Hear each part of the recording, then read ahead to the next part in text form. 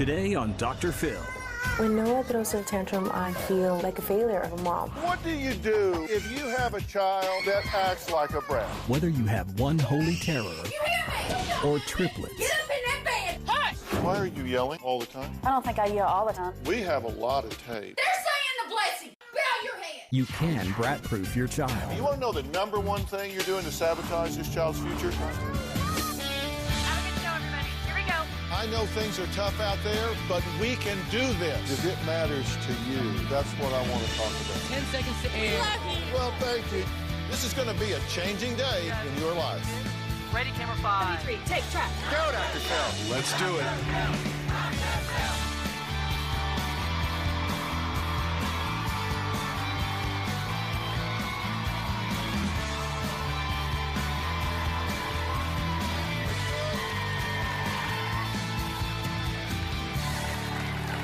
Very much. Well, we've all seen them, right? Sometimes they're our own, sometimes they're somebody else's, sometimes we turn and run, sometimes we stand there and shake our heads. We're talking about brats in the toy store. Does this look familiar?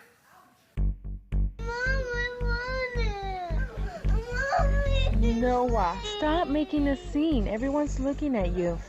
Grab the basket and walk. Mom, please. Please. Stop. Well, so what do you do if you have a child that acts like a brat? Today, everyone, parent or not, is going to take a parenting quiz. Okay, now those of you in the audience here today are going to use the Paget gadgets. They're under your chair. Let's do question number 1. What do you do if your child has a case of the gimme gimmies? They're just insisting that you buy them a toy. We just saw that. Here are your choices. A, make them aware how spoiled they are. B, make them long for it so they will appreciate it when they actually get it. C, have them donate some of their toys to less fortunate children so they appreciate what they have. D, say no to some of the requests. Okay, audience, it's time to vote. Now, viewers at home, you can log on to drphil.com and take this parenting quiz along with my studio audience. And the votes will be tabulated, and you can see exactly what you are doing. Are you guys voted? All right. The answer is B. Make them long for it so they will appreciate it when they actually get it. So let's see how many of you got that correct. Okay. All right, well, Betsy Brown Braun is a child development and behavioral specialist. She is the author of the book, You're Not the Boss of Me, Brat-Proofing Your 4 to 12-Year-Old Child. This is a good book, and every one of you need to read it based on your score. Now, and she's also the author of today's quiz, Do You Know How to Brat-Proof Your Child? Now, Betsy, thanks so much for being here. Thank you. I really appreciate it. Now, talk just a minute about the difference, what you consider the difference between brat-proofing your child and disciplining your child. Children are not born brats. We enable that behavior. We certainly smooth the pathway for them to get to be brats. So the difference between disciplining your child and brat-proofing them is huge, because discipline happens when we have a brat. Brat-proofing your child is what you do so you don't need to discipline. Well, and we need to talk about both, because there are a lot of brats in this country. No kidding. I mean, there are a lot of brats. All right, well, the little boy in the video you just saw is named Noah. And no, he's not an actor. He just really wanted that Mario Brothers toy. Now, his parents, Vanessa and Xavier, say they need some serious help with his bratty behavior. And they're right. Let's look at a typical day at the park, and then we'll talk. If we go to the park and we're leaving and he doesn't want to leave, he likes to swing, and I can't pull him out of the swing. He'll hold on to the chains. This is ridiculous. Go, come on. Let go. Let go. Let go. Come on, baby. He's not letting, moving your feet up. My tongue! It's hard to get him out. Ouch. Noah, stop it. All the kids are watching you. Noah, stop, please. Let's go. Come on. He wants what he wants. And if he doesn't get it, he's gonna let everybody know. And then you behave like this? This is why you don't come to the park. Go. Go with mom. Go with mommy. You're not acting nice. Get in the car. Come on. Yeah, Papa, come on. Not that way. This way. This way. Go take off his shoes. Okay. So that's your life. Yeah. Do you get how miserable an existence that is for him? Yeah, it's for everyone. Let's talk about everyone else in a minute. Let's just be selfish on his behalf for a minute. Okay. Can you imagine what it would be like, Xavier, in your day if you had that much frustration, cried that much, stamped your feet that much, had conflict that much? What would that be like for you? Yeah, it would be pretty frustrating. I mean, I wouldn't be able to deal with it myself. I'd probably go completely nuts. Does he look happy here? No, not at all. He looks frustrated, he looks lost, he looks confused. Do you get that what you're doing, however well motivated or whatever it is you think you're doing for him, this child is miserable? But, I mean, it seems to be miserable just only when he wants those particular items. Everything else, he seems to be okay. Which particular items? Are we talking about the park, the swing, the toy, the food, going to bed, dealing with his brother? Yeah. Pretty much everything. Come on, I don't want to throw you under the bus here, but you got to help me. Yeah, you're right. You can't possibly mean what you just said. No, you're absolutely right. I retract that. It's usually me dealing with that all Right. day. So he gets, just a glimpse of certain things sometimes. So he thinks, for the most part, he's okay. No, he's pretty much angry all day sometimes. You said you sometimes feel very much like a single mom. Yeah. And this is your mini-me? As Dad says, he's... What does that mean, this is her mini-me? What does it mean? He copies mommy. I mean, mommy's a disciplinarian in the house, so he thinks that he can run the house. He pretty much tells everybody what to do, what he wants. If he wants a snack and a drink, he's going to get a snack and a drink. We're going to get it for him because I don't want to hear that. All my children act up. I am a yeller. I do scream. Enough. Go wash your face and stop your attitude right now. No, don't you dare try to take that off and throw it. Noah, pick that up right now. That's not nice. Control your temper. I am the boss lady, and my word is the law in my house, period. And on occasions, will turn around and mimic my behavior. Yeah, he bosses everybody. Stop it! He tells everybody what to do with an attitude. You're making me lose. Noah is a mini mom. He does whatever she does. He puts the rules here in the house. Mommy runs the house first. But he's close second. So I always give in. I'm the guy that kind of, okay, let me sit down and talk to you for a little bit. I'll discuss what you want, and we'll try to take his mind off one thing and give him another thing. Which I think doesn't help at all. Yeah, how's that working for you? It doesn't. It doesn't work out too well. I think it makes it worse for me. It makes it worse for her. Because then I'm angry. Well, you think? Well, it definitely Of course does. it makes it worse for you. So you're the bad cop and you're the good cop. I'm the angry mommy all the time. Yeah. Yeah, bad cop. I don't want to be. And how do you express that? Are you the calm eye in the middle of the storm? I'm not Or are gonna- you in his face modeling this every second of the day? Let's escalate this. You go bigger, I'll go bigger. You go bigger, I'll go bigger. We'll all go bigger. And then Cool Breeze will come in and say, well, Hey, it's all right. have some juice and let's chat. You're absolutely right. I'm the chatter. I'm the talker. Good No, deal if you can I'm get guilty it. of it. I yell. Yeah. I'm a yeller. But it's work. Run. I can't say it's work, but that's how Our our other life two has kids are been just through fine. all the other kids, Yeah, and I know at some point they will grow out of this. So I kind of feel like, Do you want to change this? of course, Yes. of course. I mean, do you want to defend it or do you want to change it? No, Because if you want to defend it, we can argue for a while, or if you want to change it, we can just get to the doing. I want to change it. All right, we're taking a break. When I come back, I'm going to ask Betsy to come up and join us. We're going to put some verbs in our sentences. We're going to give this little boy some peace, not to mention these parents. We'll be right back.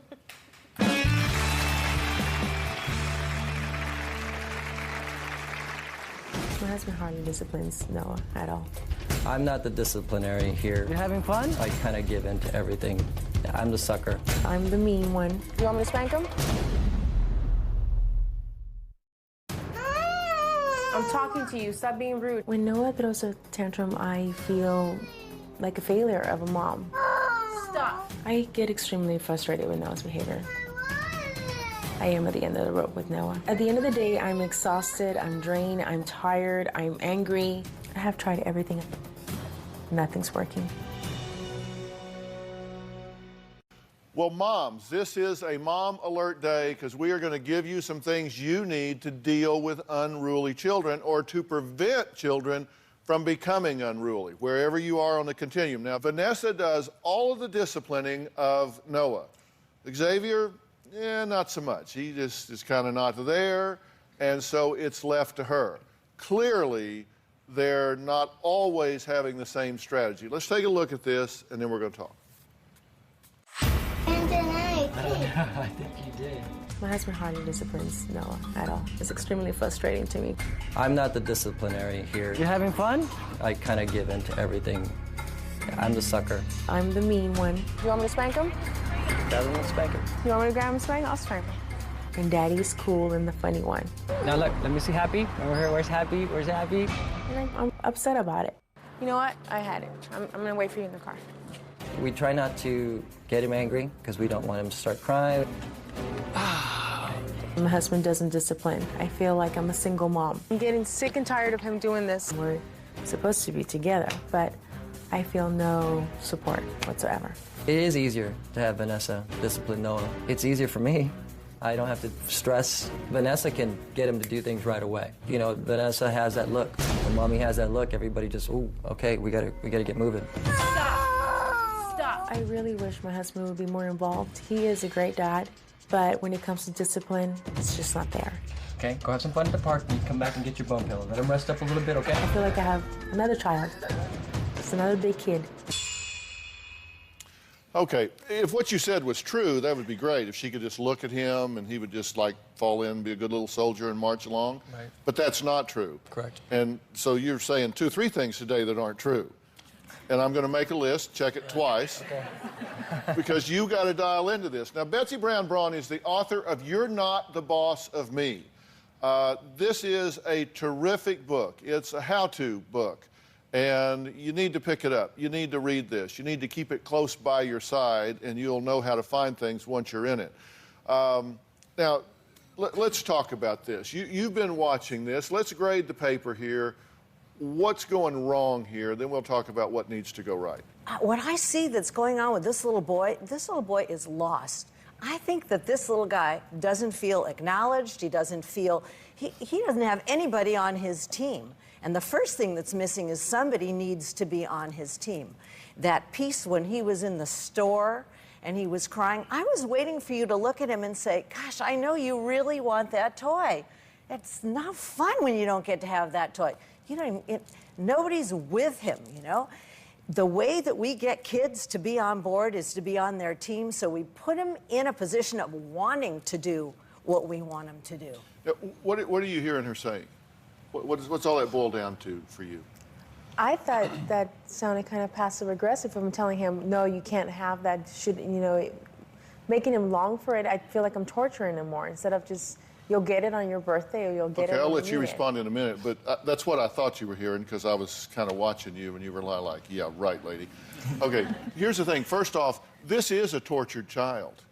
Okay, that's what I was saying to you. This is not a happy child. Okay, children should be joyful. They should be. I mean, their job is to kind of prepare themselves for the next level and be happy. I mean, that's you want a happy child, right? And everything he will ever be, he is now becoming. So what you're doing is teaching him that if he raises enough hell, he will get his way because you cave. You cave quick. But you also cave, do you not? You've said you're inconsistent. Yeah. Eventually. So what he does is he'll whine, and you say no. So he'll whine a little louder, and you say no. So he goes, okay, you want a piece of me? Yeah. Watch this. So now he just goes ballistic and you're looking around at people in the store, and you're going, oh my God, I'm that mother. Yeah. Do you think that in your head? Yeah. You're that mother, aren't you? I become that mother that I totally would. Yeah, you used to Talk turn down smack the about. aisle and say, what an idiot. Right? I would snatch him up. I would but now you're her. Yeah. Okay? She is not saying be passive-aggressive and torture him. She's saying if this child is crying and whining about something, if you get down at his level and say, you really want that toy, don't you? And it really is frustrating that you don't have it. I know that's really upsetting to you. I'm so sorry that you feel that way. You're not getting it, but I understand how you feel. I understand how you feel. He doesn't really want the toy. That's just something he's trying to push the boundary and see if he can get it. He doesn't really want the toy. I guarantee you. He wants the toy. No, he wants it. He wants that till he has it. And then when he has it, he wants something else. There's no inherent value in that to him. Right. It's his current target. If it wasn't that, it would be something else. And once you get him that, it will be something else. He just wants to be heard. I get it. I'm sorry? I get it. I know Okay, what I'm you're just saying. helping out here. I appreciate your help, and I want to add something else, Dr. Phil. You've got a kid who's just turned 5 years old. He is an absolutely typical 5-year-old. 5-year-olds want lots of stuff. Are you kidding? That's why the answer to the first answer in the quiz was allow your child to long for something. Children learn that they don't get everything they want when they long for it and they want it, and then maybe someday they finally get it. But this kid is acting exactly the way he's supposed to act. There's nothing wrong with it. But you living with one foot in each world. On the one hand, you say no to him really well, and you're really tough and strong with him. And on the other hand, oh, but I don't want to see him cry. I feel so bad. He should have it. Wanting is a big part of growing up. Learning that you don't always get what you want is an important part of brat-proofing your child. All right, we got to take a quick break. When we come back, we're going to have a house call where Betsy goes and pays a visit with you guys. And I'm going to tell you the #1 mistake I think you're making that can sabotage the rest of this child's life. We'll be right back.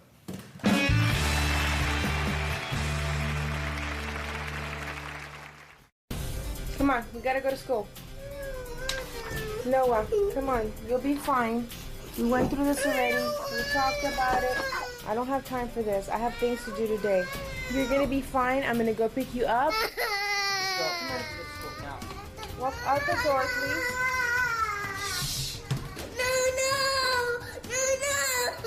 Stop. You had a friend yesterday. Walk downstairs, please. I don't want to pull you. Noah, stop. Now, Noah only eats snack foods and goes to bed hungry. So we decided to ask Betsy if she would make a house call at dinner time with this family. Let's take a look, and then we'll talk about what happened. Noah's very finicky. To get him to eat, it's a hassle. Dig into your food. Please. Come on, start eating. 4 ready? bites of each thing, okay? Too much talk. I'm not hungry.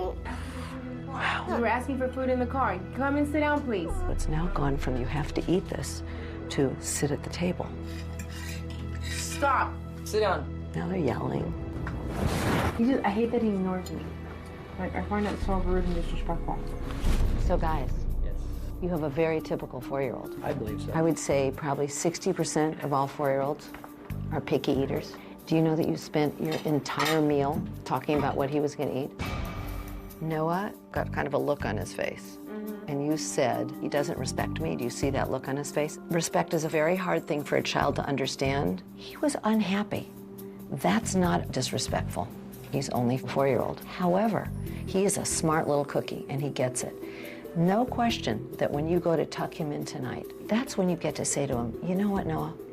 When I'm talking to you and you grind your teeth at me, that's not a way for a little boy to talk to a mommy.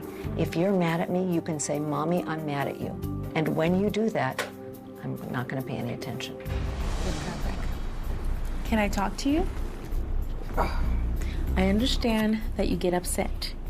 And it's okay if you tell Mommy, I'm mad at you. But it's not okay if you grind your teeth at me. That's very mean and it's very disrespectful. Even when we're upset, you have to talk to me. Don't yell at me. Because then I yell at you, and then we're both just yelling like silly people. That's enough. Okay, I'll stop. Too much info. Okay, what's your reaction to that interaction that you had with him at that point? That was nice. I did talk too much. I lost them after 5 seconds. It seemed to me that when you were talking to him in a very calm voice and discussing this, that he was locked on you, eye contact, laser beam. You had his complete focus and interest, true? Yes. I try that, though. Sometimes he won't listen. Listen, you don't do this once, you don't do it twice, you don't do it 3 times, you do it until. Okay. You do it until you establish a pattern. Because it takes 1,000 attaboys to undo one really bad message. And can I just add something? Since I was there at the scene of the crime, you guys have to learn to talk about this stuff when your kids aren't around. You can't chew him out in front of your child, and you can't acquiesce and be wimpy in front of him. True. You both need to play an active role in this. One of you can't be the boss, and one of you be the gentle guy. And you are the boss, right? You say you want help, but you say there's one boss around here, and it's me. Is that what you say? Yeah. Okay, so then you say, well, now wait a minute. I don't boss you around. We talk. That's not what you said earlier, because I wrote it down. Those notes. I wrote it down right here. One boss around here, and it's me. Yeah. And then you get on television and you say, well, I don't boss you around. Well, I don't tell him what to do, but we discuss like the rules or the boundaries. You don't of tell things. him what to do. Did you just say that to me? Okay, you want to know the #1 thing you're doing to sabotage this child's future? Yes. I'm going to tell you in a minute. But first, we want to do this parenting quiz, okay? What do you do if your child lacks respect, makes faces, talks back to you? All right, without mincing words, do you tell them that they may not talk to you disrespectfully? B, do you send them to the room and tell them why? C, show them the back of your hand just like your father would have done to you. Or D, do not acknowledge their behavior or give them any attention. Now, audience, vote. Those are your choices right there. All of you at home, you can vote as well. Everybody got it? All right, the answer is D. Do not acknowledge their behavior or give them any attention. Okay, so 28% of you got that right. 38% said send them to the room. Betsy, I'll let you tell them why that doesn't work. We do not want to give your kids 1 ounce of attention for being disrespectful. That just fuels the fire and makes it worse. Don't acknowledge, don't pay attention, walk away because your child gets the message, this isn't going to work with me. So if he hits his brother, do I acknowledge it at that moment or just let him get away with hitting his brother? That's not disrespectful behavior. Well, he's rude to his brother, too, though. He is respectful to his brother. Well, by the way, of course he's rude to his brother. If he can't be rude to his brother, who can he be rude to? Siblings are rude to one another. That's what they do. I get it, but sometimes it just gets out of hand. For you or for the brother? For his brother. Well, then his brother and he have to figure out a way to deal with that. You have to help them to learn to deal with their sibling issues, but not at the point when they're involved in a discussion or a fight. If those guys are having a hard time, your job is to say, I don't know what's going on. I don't know whose fault it is, because you are totally blaming this little boy. He has all the power in your family. He's the identified bad guy. Well, this is the brother, right? Mm-hmm. That can't protect himself from Noah. Okay. You have to understand, you have empowered this child. You have given him the expectation that he's running the show. You have given him the license to do this. You parents have done this. Okay, so you got to undo what you've done. All right, plug your ears. Let's take a look at this clip, and then I have another question for everybody. Take a look at this. Matthew, what are you doing? Pick all of them back up right now. No, you threw them out. You're picking them up.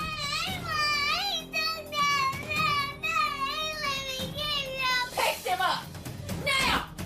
Do you understand? Did you pick them up? You're not. No, you're not.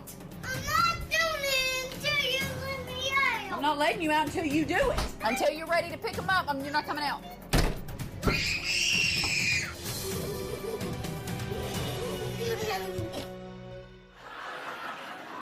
Okay, so what do you do if your child lacks responsibility? We're talking about a messy room they won't clean, don't do their homework, won't pick up their toys, whatever. All right, pick up your Paget gadgets. Those of you at home, it's on drphil.com. A, tell them what you expect, and if they don't follow through, take some of their possessions away. B, if they don't do their chores, you do them. C, let them feel the consequences of their actions. D, take away some or all of their allowance. Okay, you guys vote. All right, so did the audience get it right? I'm going to give you the answer when we come back, and then I'm going to throw a lifeline to the mother in that videotape you just saw. If you think that boy was a handful, there are 3 more where he came from. Wait till you meet the triplet brothers.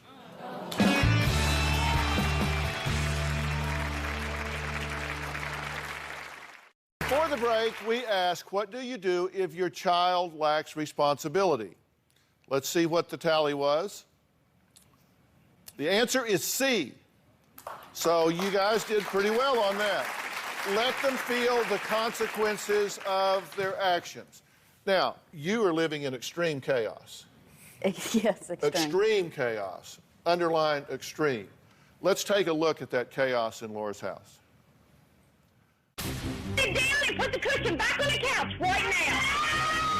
No, it's not. Why did you get in there? Well, don't you think you should get out? Get off the kitchen table! What are you doing, throwing things? Stop it! You all need to get all this up! No, go! Why are you crying when you chose to sleep in the other room from now on? I want to sleep in the bed. In your bed, now. It's not in this room. What was that room?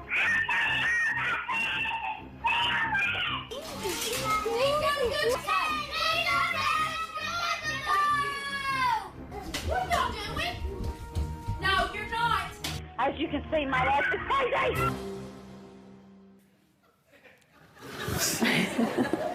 Oh, Betsy, I don't even know where to start. Have at it. When I listened to those tapes, I needed to cover my ears. How in the world do you expect your kids to listen to one thing you're saying when you're screaming bloody murder all the time? My gosh, I wanted to cover my ears. The other thing I wondered is, do you have a relationship, an individual relationship with any of those kids? Anybody ever get time with just Mommy and Peyton or Mommy and JJ or one of those kids? There's really no time. I mean, because of my husband's work schedule, even if I try to sneak off and read a book to one, you know, I've got the other 3 bombarding in. Well, you know what? I think that there's respect missing in that family, 100%. I don't think your kids respect you, and I'm not so sure you're respecting them or modeling respect. I think those kids are crying for some individual attention, clearly. Well, let me ask you something. Why are you yelling all the time? I don't think I yell all the time. It's just the video that I sent. Was yelling. We have a lot of tape. I know. That is very representative of what we have. You yell a lot. Why do you do it? I guess I've gotten so frustrated, you know. Why don't you put a badger in a sack and come in the room and swing it over your head? Have you thought about that? No. But why not? It doesn't work either. That's why I'm here. Seriously. No, we can do that. Just put a badger in a sack and just swing it over your head. It doesn't do one bit of good for you to yell, and does a whole lot of bad, because you know what it does? It escalates the situation. You're stressing, but that stress gets stress back, and then that stress gets more stress, and it's an auto-exacerbating syndrome here. It makes itself worse. And it's just, I mean, where's it eventually going to go? We'll be right back.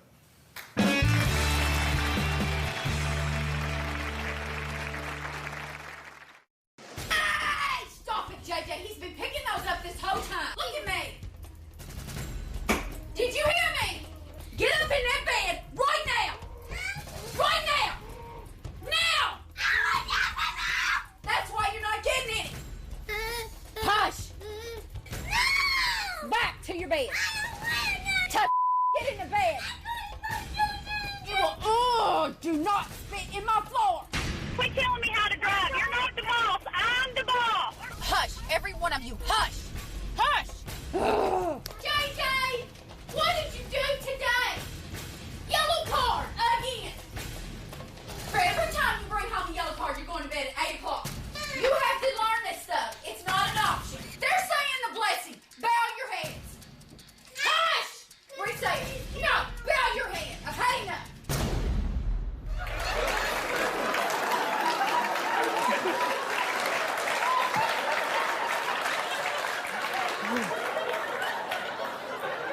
You know, seriously, Betsy, we don't need to fix this. We need to produce it.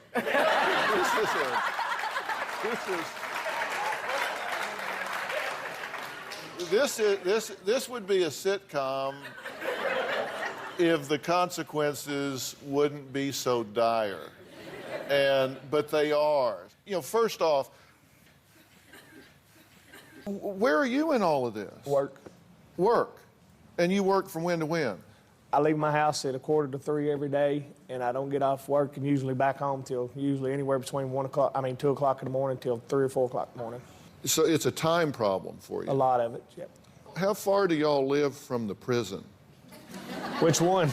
Well, because you're going to be driving a lot if you don't get involved here. Right. You may not have time to interact with these boys at this point, and you're going to be driving to the prison and go up there and because these kids are headed for disaster if Dad doesn't get involved here. The most powerful role model in any child's life is the same-sex parent.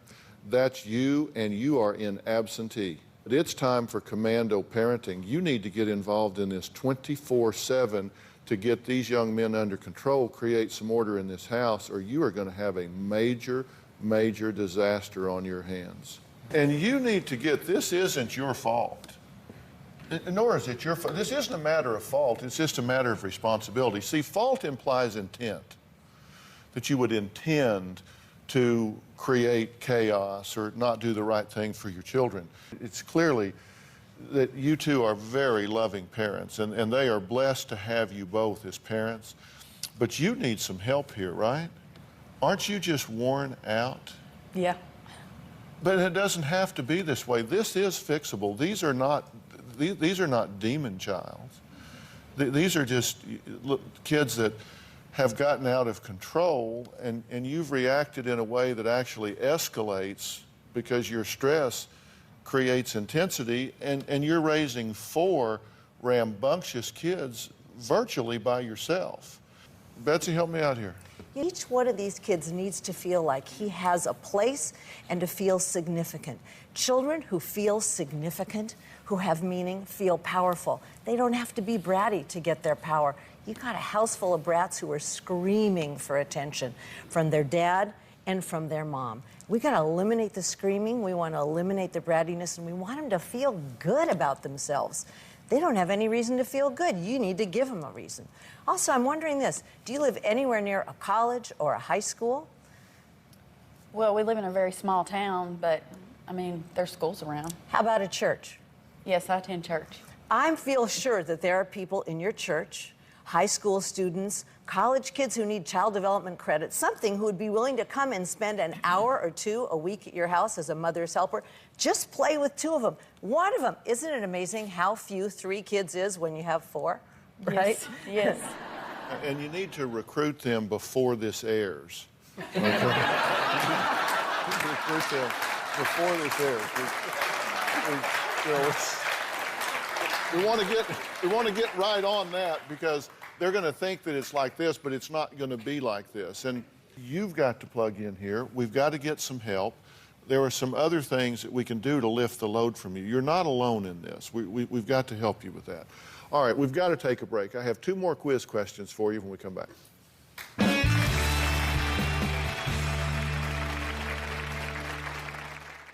So what do you do if your child isn't self-reliant? I mean, the kids are always complaining, I'm bored, I'm bored. Well, what do you do in that situation? Pick up your Paget gadgets, here we go. A, tell them only boring people are bored. B, help your child when they're not bored to make a list of things to do when they do feel bored. C, warn them that you will take away some of their toys so they'll know what bored is. D, make suggestions as to what they could be doing. Okay, audience, vote. And those of you at home, you can take this question on the website. Let's see how the audience voted.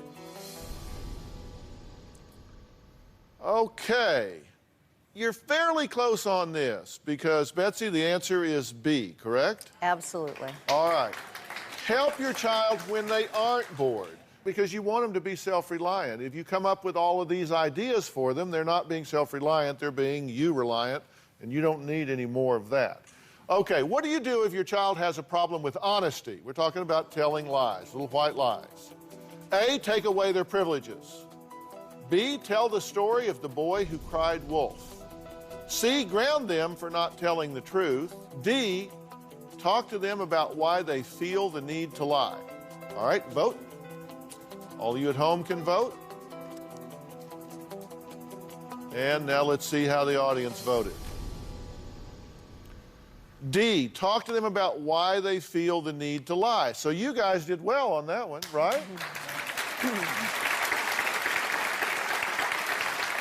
All right. Now, some moms on my staff took this quiz, and they didn't do so well. So, Cindy and Carolyn, you guys took the test, right? Yeah, we did. So, Cindy, how'd you do? Apparently, I only got one right, which was that last one. But, you know, I have a 10-and-a-half-year-old, and I think a lot of the issues that we've seen earlier in this show, I would have handled differently with a 4-year-old. But, for example, the issue of respect. A 10-and-a-half-year-old sometimes goes so far that I think you need to stop them in that moment and say, this is not okay, especially with a teenager who is testing the limits. But that's just my personal philosophy. Let me respond to that, because I'm with you. There's no question you have to draw a line. But my point is you don't deal with it right there and give him the lecture.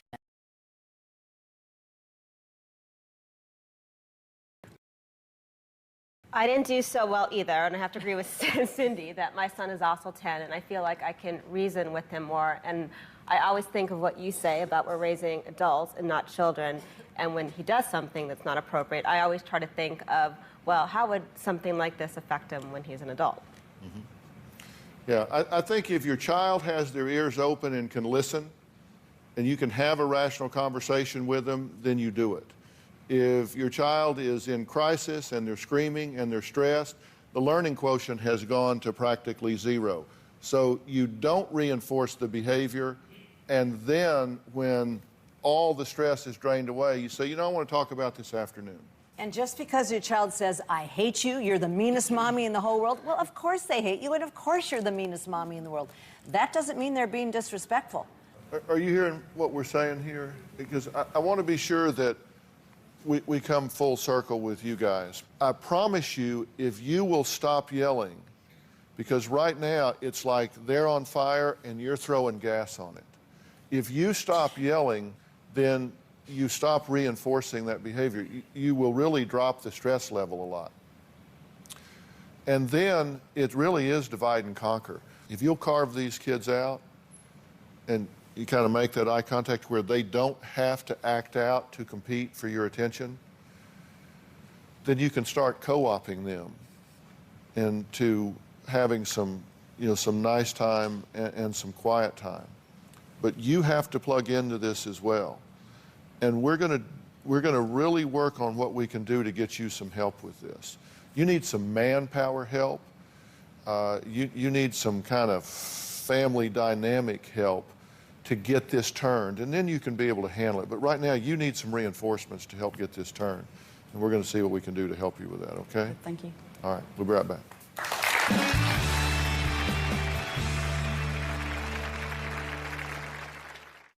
Well, I've got good news and bad news when it comes to the chaos in your home. The bad news is you set the tone. The good news is you set the tone. Which means you've got tremendous power. So there's going to be lots more about this on drphil.com.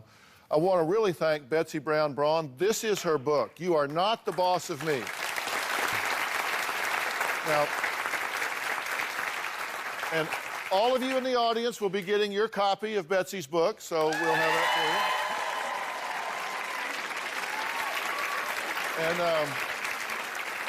for you. And by the way, I have read this cover to cover. It is worth reading, and it is worth keeping around. Now, I promised you guys an answer. I said I wanted to talk to you about the number one thing that you're doing that can sabotage your child's future. Our job as parents is to prepare our children to thrive, succeed, survive when we're not there, right?